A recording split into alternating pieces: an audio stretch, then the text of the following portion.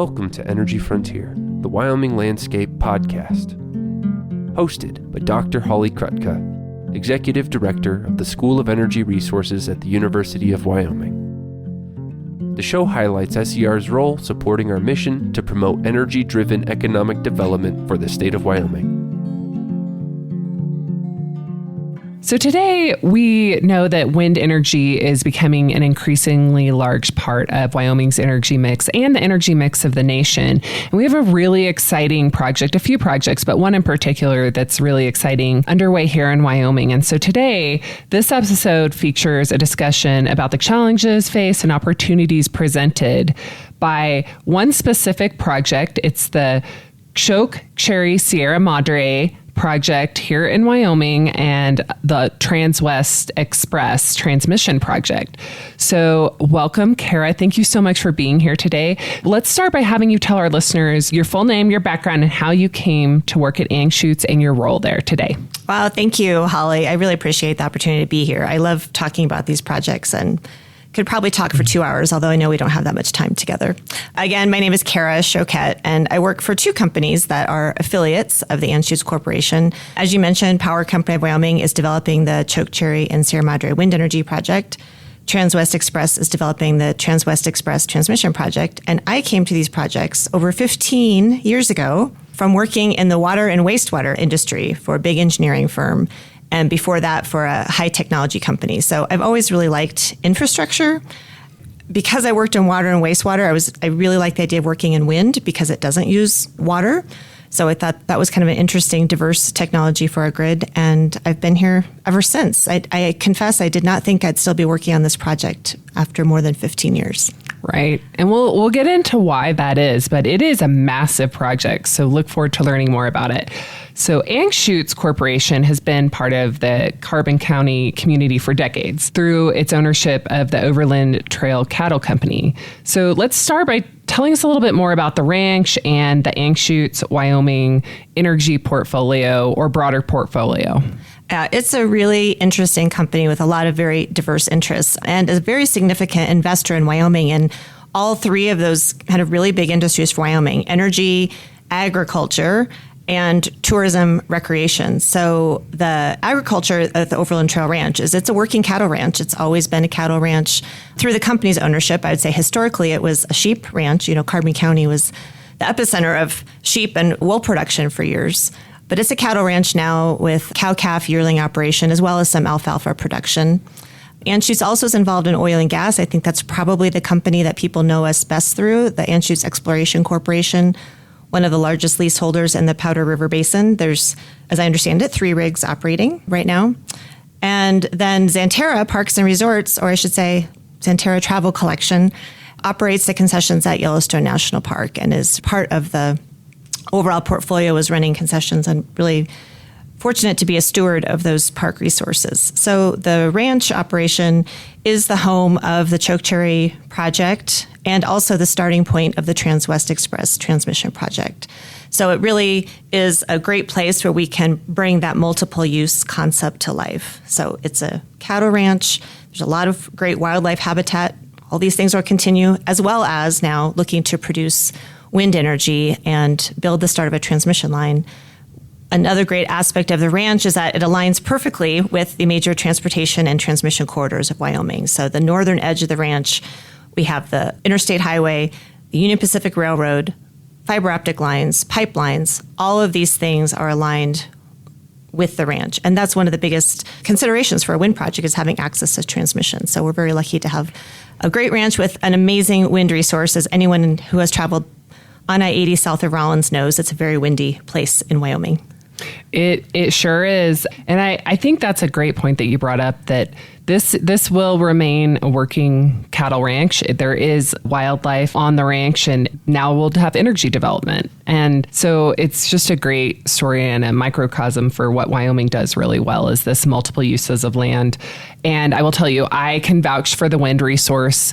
The last time I took a tour, not necessarily down by the highway. I mean, it's windy on the highway, don't get me wrong. We all know that. I-80 closes due to wind restrictions periodically, pretty often actually. But then once you get up on the ridge, I felt like I could lean full weight into the wind and not fall down. I didn't try, just in case. Yes. Safety first. Yes, safety first. So the ranch, because it's situated along the Continental Divide, has the National Renewable Energy Lab ranks wind on a class from 1 to 7. We have class 5, 6, and 7, the highest classes of wind along the ranch, which gives us a lot of flexibility in siting and able to have a great wind project that also, as you mentioned, respects and provides for environmental protection and conservation.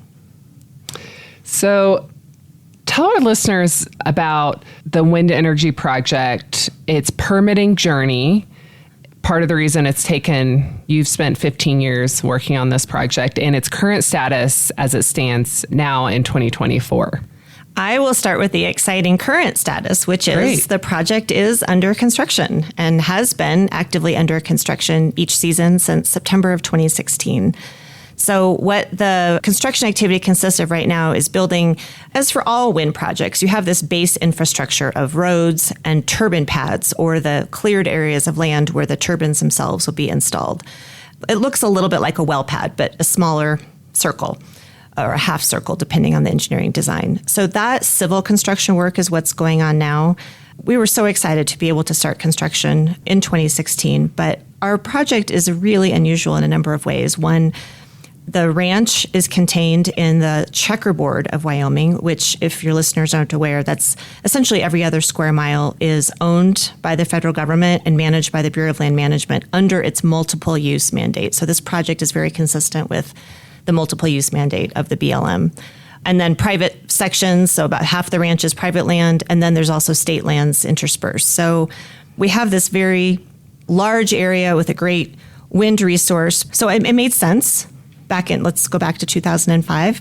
The Energy Policy Act of 2005 had passed that called for the installation of 10,000 megawatts of renewable energy on the public lands or on the federal lands by 2015. The Anschutz Corporation, again, is an energy company with a history in energy exploration and extraction, looking at the demands of the market, the future, what do our customers want, saw that there was an emerging need for renewable energy power sources. And as it happened, this ranch has, as we talked about, some of the best wind energy resources in the entire United States. So in 2007, the company said, let's take a look and start measuring and monitoring the wind resource. And our very first wind testing and monitoring application was filed with the BLM in 2007. And the first wind towers went up. And that's really how the project started, was looking at saying there's a national goal for more renewable energy on public lands. We as a private landowner can see that there's a great resource and opportunity to do that here. Let's work together and create a project that at the time we thought would be really big, which was 2,000 to 3,000 megawatts of capacity. The way that technology has improved over time, we thought it would take 1,000 turbines to get to that capacity. Now we're looking at roughly 600 and having over 3,500 megawatts of wind power capacity. Wow. So the project has evolved over time as the environmental review takes a long time. Any project that's proposed on federal land is subject to the National Environmental Policy Act and going through the appropriate environmental reviews. And in our case, that was an environmental impact statement plus several tiers of site-specific environmental assessment. So that whole time you're working on permitting and meeting the very high standards set by the BLM, at the same time doing the county permitting and the state permitting, which we're very appreciative. Both of those permits were issued with unanimous consideration. And now we're under construction. The other challenge for our project, though, again, it's very unusual, is there's really not a local load or market for the power. Certainly not 3,500 megawatts. Correct. It would be the Choquette and Sierra Madre wind project would be by generation, by the amount of electricity produced, and by capacity, the largest power plant in Wyoming of any kind. So much like Hoover Dam delivers power to multiple customers, we envision delivering this power to multiple customers, but those customers are going to be what we call the Desert Southwest region, California, Arizona, Nevada. These are states that have a large population. They also want renewable energy, and we are hoping that these markets will choose renewable energy made from Wyoming. To get there, though, we also, separately, if I'm okay to jump ahead a little bit, to Transwest Express. The Transwest Express transmission project was actually a project that was started by the state of Wyoming through the Wyoming Infrastructure Authority. the legislature in 2004 had said, we create this infrastructure authority to facilitate the development of transmission in order to, and this is the mantra we continue to hear all the time today in Wyoming, diversify and expand the Wyoming energy economy through facilitating the consumption of more Wyoming energy, in our case, electricity. So Transwest started, in the early 2000s. Anschutz ended up taking over the project in 2008, seeing this need for a way to reach the desert Southwest market. So the Transwest Express Transmission Project is a separate project fully devoted to the development of that important and critical transmission infrastructure for Wyoming, because it will connect Wyoming to new electricity markets that the state is not directly serving today. So that's really critical. The wind power is essentially what is getting the Transwest Express Transmission Project built. And then that's an asset that can serve Wyoming for generations to come. Sure. It's really interesting. It's extremely ambitious project overall, but it does open up really new markets for us here in Wyoming. Wyoming is an energy superpower. We produce more energy per capita than any other state in the nation. And this is going to help us make sure that we keep doing that long into the future. So one thing I wanted to touch on, so we did a report. This wasn't really your report or related. It was not related to your project, but we did use some data from your project. So the School of Energy Resources, working with the College of Business Center for Business and Economic Analysis, undertook a study trying to understand the impacts of all those federal lands. And we found that despite our really wonderful wind resource that happens to be in this checkerboard space, that it does create a delay by trying to do these projects on federal lands. I think we found an average of about a 4.5-year delay compared to state or private lands from doing such a project on federal land. So it is a major impact. It might be generous. That was for an average project, not one maybe of the scale you're doing. So there are some really big impacts. I think we're grateful that you all have stuck with it over the years, but it is very exciting to see. You've had some really big milestones lately, but I did want to point that out, that we've been studying this. And I think one of the things that I learned when I came and visited the site, if you are developing a project and you are on a checkerboard, meaning every other square mile is federal land, that you still have to follow the rules, even if for the facility, it's essentially treated as if it's all on federal land. Is that right? By and large, yes. And it helps to a certain degree. For example, looking at seed mixes for reclamation, you don't want to have two different kinds, or when you're doing the final reclamation decommissioning, two different standards. So really the state and the county and the federal requirements, a lot of those things have been harmonized together. So to anyone looking at the site, yes, it looks like now one big ranch, and it will look like a ranch with some areas that have wind turbines on it in the future. But any energy project, any project with a federal nexus has to go through NEPA review. But, again, I think this is an area where the land has been designated by Congress for multiple use. Yeah. And wind is a very compatible use for energy development with these other activities we talked about. And so thinking of that, how important has it been for you to engage on energy policy issues in Wyoming, and maybe even at other levels, national level as well? Oh, that is a great question. It's very important. And I think exactly for the reasons that you kind of highlighted, is any energy project, when you're working under rules set by the federal government, it is very difficult to change those rules or affect those rules. So what can the state do? There is kind of a broader set or a way to control the conditions under which a project can be successful. So it has been important to engage in tax discussions in Wyoming, regulatory discussions. How can we have a smooth regulatory framework from a state and county permit perspective?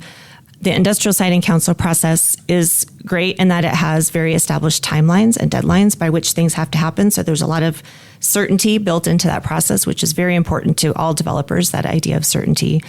And then it's also been great to work with the University of Wyoming on studies. Dr. Naughton of the Wind Energy Research Center has used some of our wind data, as that center has looked at wake effects of modeling large, complex terrain, helping to provide data for some of the other studies, Holly, that you mentioned. Yeah. And train students in these cutting edge areas. So we're going to have a workforce ready for you. Absolutely. And, for the example, our main environmental consultant, SWCA Environmental Consultants. The person who heads up their work for us is a University of Wyoming graduate. Go Pokes. So, and on policy issues, one thing that is not uniform about energy development on federal lands is the revenue sharing model. And this is something that you have been able to work with our state legislature. We have not had success yet, but it's not just wind. So also, for example, carbon storage on federal lands, wind, those are treated differently than oil and gas or coal development. So oil, gas, and coal on federal lands, there's a revenue sharing model where if the federal land is in Wyoming, Wyoming gets some of that revenue, often about half. So the feds and Wyoming both share that revenue.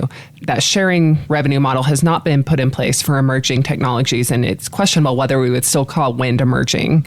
It's been around for a long time. It's a growing share of electricity generation, but that has not changed yet at the federal level.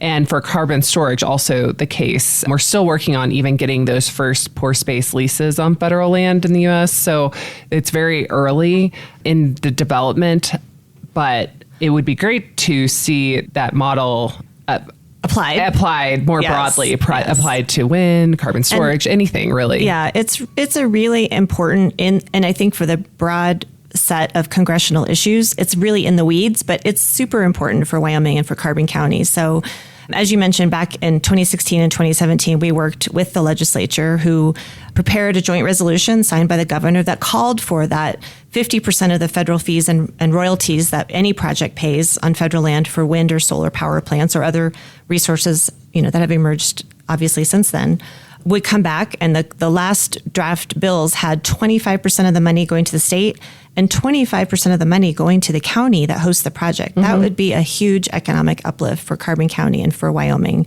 tens of millions of dollars more over time, as the University of Wyoming study demonstrated. So I think the challenge is, again, there's a very strong advocacy group, national governors, county commissioners, environmental conservation organizations. There's been a lot of support. It's just been hard to get that through Congress and over the finish line. But the revenue sharing idea is very important. I think however it gets through Congress that would just be a huge benefit to the state of Wyoming and any Western state that has these resources, these power plants located on federal lands. Exactly. And of course, as you're probably well aware, it often takes multiple runs to get any legislation through at the federal level. So hopefully we can all keep working together and trying to move that forward. Absolutely. But even as it is, this project has a lot of benefits for Carbon County and for Wyoming, even if we don't have that federal revenue sharing piece in place yet. So first, talk about revenue to the county and the state from your project. Yeah, I find I don't talk a lot about the federal royalties that we pay, or we're paying lease fees on state lands, which all goes to Wyoming schools. So the things that we typically focus on is just the traditional, I would say, the three forms of taxes that wind power projects pay in Wyoming. The first and most important is property taxes. These are very large industrial developments. Our project has an estimated cost of $5 billion plus. That will lead to very significant property tax revenues. We conservatively estimate over operations or over construction initial 20 year of operations over $400 million in property tax revenue. That funds schools, county governments, libraries, conservation districts, anyone who gets a portion of the mill levy, but schools, mostly in Wyoming. The second way is sales and use taxes that are applied on all of the sales that are going on, especially right now during construction. The industry formerly had a sales and use tax exemption that went away in 2012. So that will add another $232 million estimated in sales and use taxes. And that's a great tax stream that benefits the state general fund. The state general fund is very important source is sales and use tax revenue, as well as a portion of that goes to all counties in Wyoming, certainly Carbon County, and then all of the municipalities in Carbon County. And then the third way main way that wind power projects are taxed is the electricity tax. It's $1 per megawatt hour after a turbine has been operating for 3 years.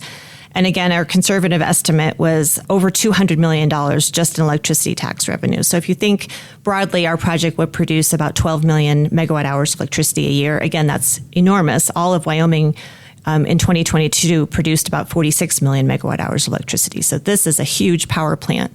12 million megawatt hours of electricity would translate to $12 million in generation tax, which is split 40% to the state and 60% to the counties that all host wind power projects. So I say conservative because as we have, again, progressed, turbines have gotten more expensive, costs have gone up, so we think these numbers could be greater. And again, these are important for a county like Carbon County because it's diverse non-mineral revenue that they otherwise would not have. We would be, by our estimates, for example, one of the largest non-mineral property taxpayers in the entire state of Wyoming. Right. And I think it's important to emphasize these are not industry numbers. These are for your project. It's a tremendous impact from one project. So thank you so much for giving us some hard numbers on that. So let's talk about jobs and workforce. What kind of jobs has your project already brought to Wyoming, and what are you thinking about in terms of the future workforce opportunities? There's opportunities for just about anyone related to the energy space to work on a project like this. And, the early years, it's development jobs. It's geologists and soils. It's avian biologists. It's ecologists. Every sort of scientist has worked on this project. Certainly the wind resource, of course. Engineering, surveying, years and years of data collection and preparation to make sure we are designing this project in the best way with the least amount of disturbance possible. So I think of it as all the IS, geologists, biologists, ecologists. Now that we're moving into construction, we still need a lot of those people. We have active biologists doing our eagle nest surveys every year and sage grouse, and we can talk more about that. But now in construction, it's the operators, the heavy equipment operators, it's the project managers, it's truck drivers. Soon it will be, welders and the people who install the wind turbines, and the same for the transmission line, just different technologies. But it's really exciting to be able to create this kind of diverse set of jobs, all of the sciences, and then all of the trades, all of the skilled craft that are needed to build projects of this size. We have had University of Wyoming graduates work, again, for SWCA, heading up our reclamation and compliance program. So I really encourage people, if you're looking to work on these sort of projects and in careers, it's maybe not directly with the company. We're the development company, but we use and rely on a really big team of consultants like SWCA, like Casey Harvey, Western Archaeological. A lot of the consulting companies do hire these sort of jobs, and we need those sort of jobs to help make sure all of these energy projects are done in an environmentally responsible manner. So those consulting companies provide a lot of great opportunities as well.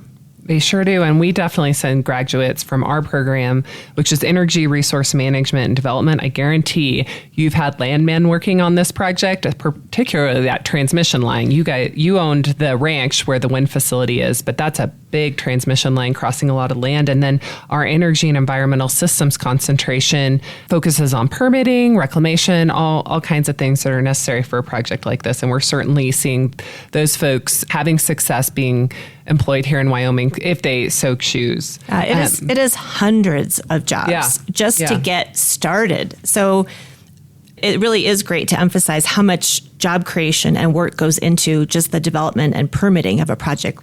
The construction then is all further upside. Let's talk about sage grouse. Okay.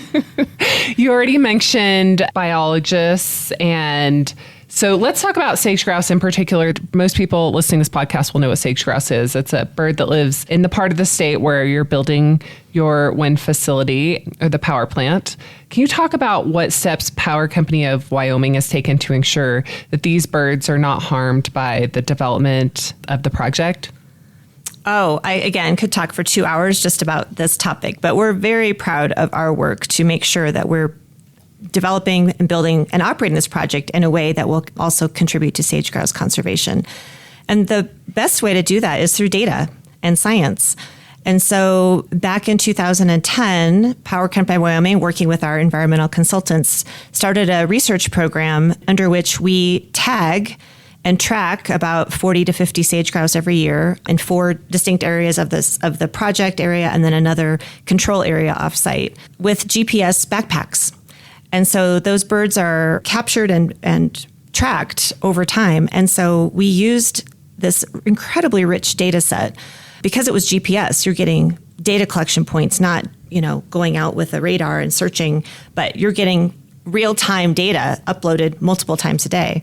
So we were able to tell very soon what is the habitat that sage grouse use and what is the habitat they don't use. And it's a little bit like buildings. Just because you have an apartment building that looks like a great building doesn't mean that it's occupied. Right. Some sagebrush is occupied and is used, and a lot of it is not. And we were able to use that data in siting the project. So if we found patches of sagebrush, for example, that sage grouse seem to use the most as they're traveling across the ranch, going from their summer habitat to their winter habitat, we were able to reroute and change the road design to avoid that patch of sagebrush, which I just talked to our biologists the other day, and those sage grouse are still using that patch as they travel across the ranch, even with the road constructed. So their patterns of movement haven't changed as development has continued. That's the observational data, but what's really great is all of this data is being collected, and so we're also using it to do a before-after control impact study. Okay. So we can compare how did the sage grouse act before construction, during construction, and after construction. And this will be one of the only, and certainly the biggest and most robust data set studies that looks specifically at how sage grouse respond to wind energy development. There's been studies about prairie chickens. It's a similar sort of bird, but this is going to be specific to grouse. The biologists have published some papers already in peer-reviewed journals, have spoken at the Columbian and sage grouse sharptail workshop and done various papers. So we're really contributing to the body of science in a lot of ways too. And the birds are still being tagged and still being monitored. And I've had the opportunity to go out and capture sage grouse and see what that is like. So it's been a really neat research program, and again helps make sure that the project decided in a way, and none of the project is located in core area habitat. All of the project is located outside of those important areas. Is it difficult to capture a sage grouse? It is so difficult. I did not capture it myself, but it involves going out at night on an ATV, and I thought this was so fascinating. They're shining flashlights and looking for the sapphire reflection of the sage grouse's eyes. Sapphire? It's this really bright blue sapphire. And so the biologists would jump out with a big net and capture the bird, and then they weigh it, tag it, and so I was able to hold the bird while they were putting on the little GPS backpack and see what that was like, and then set it free. So it's not easy to get 40 birds because some nights they come up empty and they're out there all night looking for birds and see nothing. So I don't know if you remember telling me this story, but when we came and visited the facility under construction, or the power plant under construction, you told me the funniest story about sage grouse, that as part, obviously there's very rigorous science, but you had fun with it too. So you named the birds after people working on the project, and there was a Choquette sage grouse. Well, yeah. So initially, when this was all a novel concept, the biologists would come up with themes and name the birds. And so there was Kara the sage grouse. Kara the sage grouse failed to nest twice and then was predated. So that was the end. She did not have a good run then. No. And the sage grouse that lasted the longest of all of them from our team was named Billy Miller. Bill Miller, who lasted the longest of all the sage grouse and is the president of both Power Company Wyoming, Transwest Express, and also senior vice president of energy and land resources for the Anschutz Corporation. The person, Bill Miller. Yes, the person, Bill Miller. Not the sage grouse. Correct. Okay, wonderful. I'm glad you all have fun with it. It is a ton of work that has gone into making sure those birds, and so much more. So much more. That's one example. All resources are looked at, and that's, that is a good thing about the environmental impact statement process, is every single resource is looked at, and I say from the soil to the sky, everything is examined, and then how can you best avoid and minimize impacts, through things like the science to know, let's not put a road there, then we won't have a problem. That's a really, really important part of the process. So we've talked about studies that at least we've taken information from you to complete the study. The Anschutz Corporation was the first private funder of our Hydrogen Energy Research Center. We've definitely vetted ideas with the company related to our Maori project. Is there any other ways I haven't mentioned that the Anschutz Corporation and or Power Company of Wyoming have engaged with us here at the School of Energy Resources? I would just add those are great examples, and we're very pleased to have helped work with the Hydrogen Energy Research Center, Wind Energy Research Center, but also I've gotten a chance just to speak to classes. I was invited to speak to the landman class about what is it like to be a landman in the wind and transmission space. As you noted, landmen were needed to acquire all the private easements along the Transwest route. I had a chance to speak to the reclamation class last year and invited again to talk about what we're doing with reclamation and protecting the habitat and protecting the soils. So it's been a great opportunity to be able to talk to students. And I know there's been students who, through the Wind Energy Research Center, have come to visit the ranch and see where some of that wind data was collected. So, no, that's good. That's perfect. And no good deed goes unpunished. So we look forward to future invitations to speak to even more students as they come through the University of Wyoming and the School of Energy Resources. Absolutely. I think it's really important for students to see in the energy space. It's so broad and so exciting and so many diverse things and so many things we don't even know yet. You know, we're working on projects and technologies that we know now, and there's so much that's coming ahead through the research that the University of Wyoming is doing and others. It's just a really exciting industry to be part of, and there's so many different ways you can be part of this industry, you know, from the biologists to, you know, welders. I mean, it's just a really great industry to be part of and exciting to feel like truly you are working to power the nation. So on that, what's next for Anschutz in the energy space? Well, speaking of what's next, you know, we have this very large, significant wind power project underway. We also have the Transwest Express transmission project, which similarly to the wind farm, multiple years of permitting through 4 states, a huge uplift. But it's so exciting. We're able to start construction in 2023 and had a groundbreaking and got some work underway. This year, the work is focused on building out the HVDC terminal site in Carbon County. So construction is continuing rapidly there. Speaking back to the multiple use concept, again, because we have this great site located to transmission, transportation, the company is also looking at how do we now add on to that and really make it a clean power hub for Wyoming and for Carbon County. So exploring things like carbon capture and storage, sequestration. Do we have the right geology and ability to add carbon sequestration to our project? We're actually working with experts at the University of Wyoming to help us with some of that modeling and research, knowing that the University of Wyoming is such a leader in this research space. Could we add hydrogen production? Exploring looking at that as a potential. And then also looking at adding solar and battery storage. A lot of projects and a lot of customers, electricity customers, are looking for that co-located solar and storage concept. We have, as we talked about, a lot of land along the interstate, along areas that are very conducive for solar development. So we're really looking at kind of adding on all of those assets and making this, you know, wind, transmission, and then potentially solar, battery, carbon storage, and also exploring natural gas generation with hydrogen-capable turbines so that if we do have the ability to create that natural gas plant, could we sequester the carbon on site? So it's really exciting, even as we've done all these big things, to be looking at more and additional projects and more potential investment and job creation in Carbon County. And we look forward to any role that we can have in a partnership like that. So we feel very aligned with you because you do so many different topics in energy and they're all fun and exciting. So look forward to any future collaboration. So for our last questions, really we want to hear about you, Kara. So what's your favorite place to visit in Wyoming? I have visited so many beautiful places in Wyoming. I'd say I worked in Yellowstone National Park for a summer in college. My sister used to live outside of Cody. I love that experience working in the park. But the places I find myself thinking about most is in 2020, we went to visit the Oregon Trail ruts in Guernsey and Register Cliff. And I love Western history and this particular part of Western history about trails and traveling westward and the journeys that people took, not knowing what was ahead and having the courage and persistence to go forward. I find a lot of alignment in what I do professionally and find inspiration in those stories. And so I love visiting. I have really enjoyed visiting all of these significant trail sites across Wyoming.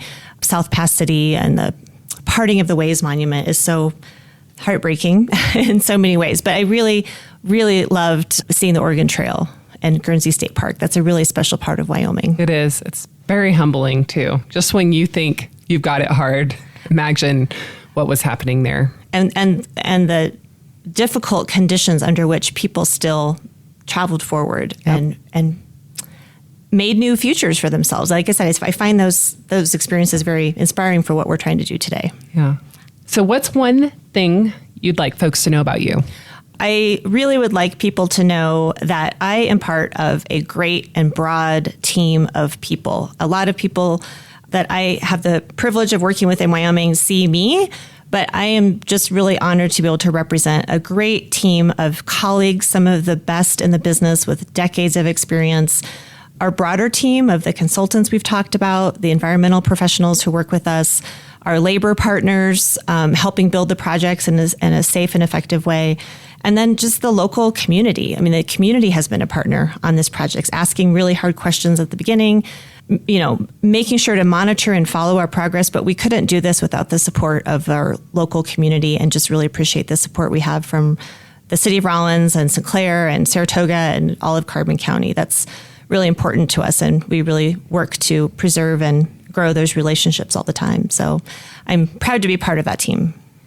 That's really well said. So thank you so much for being here with us today, for doing this, for all your engagement with the School of Energy Resources and the University of Wyoming. And we look forward to keeping track of the development of this exciting project. Thank you so much. And what's next. Absolutely. More to come. Thank you. Thank you. Thank you for listening to this episode of Energy Frontier, the Wyoming Landscape, the podcast that highlights the School of Energy Resources at the University of Wyoming. You can expect a new episode of Energy Frontier every Wednesday on Apple Podcasts, Spotify, or wherever you listen to podcasts. See you next time.